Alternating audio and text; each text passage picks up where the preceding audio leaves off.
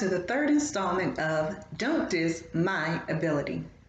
My name is Kelly Ganaway. I am the current secretary for the Rehabilitation Counseling Association. I am also a current student of the Master's Program of Mental Health and Rehabilitation Counseling at North Carolina Agricultural and Technical State University. This week we're highlighting autism spectrum disorder, also known as ASD. ASD is a neurodevelopmental disorder that generally appears before the age of 3 and impacts normal development that causes deficits in social interaction, communication skills, and cognitive function. The severity in individuals varies from needing assistance with all daily activities to needing no assistance, and from severely challenged cognitively to gifted. 1 in 54 children are diagnosed with ASD. Boys are 4 times more likely to be diagnosed than girls. 40% of people with ASD do not speak. The rate of ASD has steadily increased within the last 20 years. More white children are being diagnosed with ASD.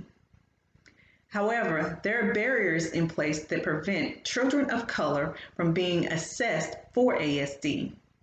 Those barriers include stigma, lack of access to healthcare services, and low income.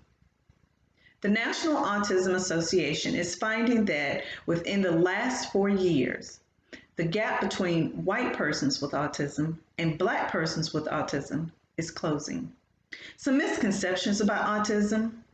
Autism is relatively new. No. The earliest documentation of autism is 1799. Autism is caused by vaccines. No, there's no evidence to support that vaccines cause autism.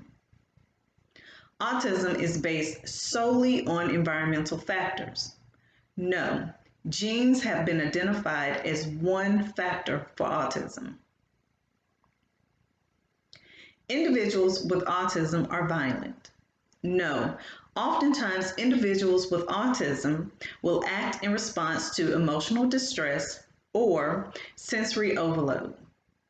But it's highly unusual that they will become violent or act out of malice. Negative words or phrases used for persons with autism: mad, handicapped, slow, stupid, retard. Persons with autism has a higher rate of wandering, which increases their chances of being abducted, abused, becoming a victim of violence, or a suspect. Their behavior, such as arm flapping, pacing, and occasional self-harming, places them in an increased encounter with police. One such incident happened on May 24, 2010. Nellie Latson took one of his many walks to the library. Latson was sitting outside the library waiting for it to open when the police were called concerning a suspicious person with a gun.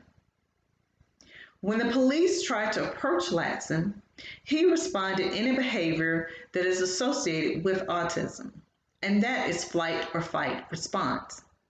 At the time of this incident, Latson was 18 years old.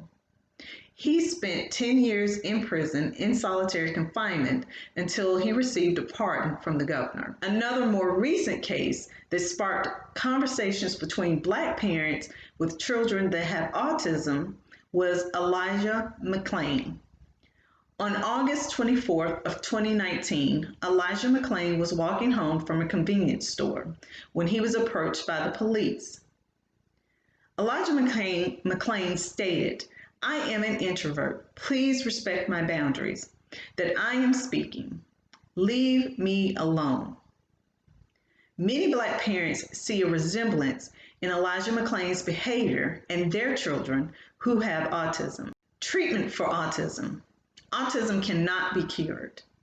It also has many medical conditions associated with autism. This causes for interdisciplinary action. Early intervention is best for persons with autism. Dietary changes, applied behavioral analysis therapy, as well as occupational, physical, and speech therapy.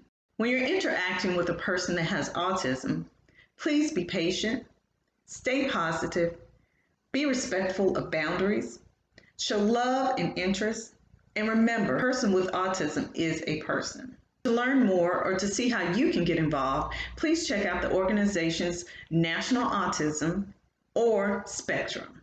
Don't diss my ability. I hope you have a wonderful day.